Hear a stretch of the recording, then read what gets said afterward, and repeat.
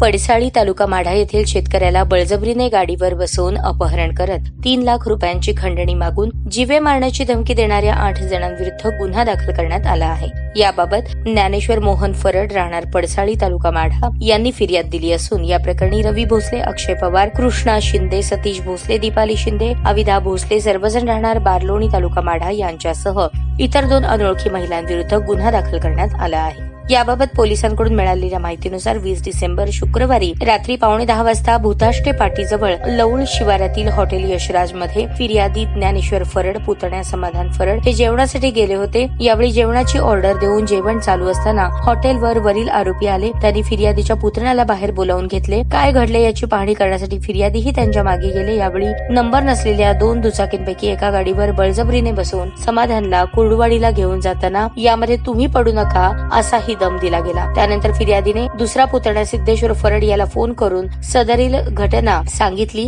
फिर्यादीतील नमूद व्यक्तींची ओळख सांगू शकतो असे सांगितले। दरम्यान समाधान वेळोवेळी सिद्धेश्वरला 3 लाख रुपये फोनवर मागत असल्याची घटना समाधानच्या आईला सांगून आईने बंडू उर्फ सतीश घोलप यांना सांगतात सर्वांनी मिळून कुर्डुवाडी पोलीस ठाणे गाठल्याचे फिर्यादीत नमूद आहे। त्यामुळे फिर्यादीवरून संबंधित आरोपी विरुद्ध गुन्हा दाखल करण्यात आला आहे।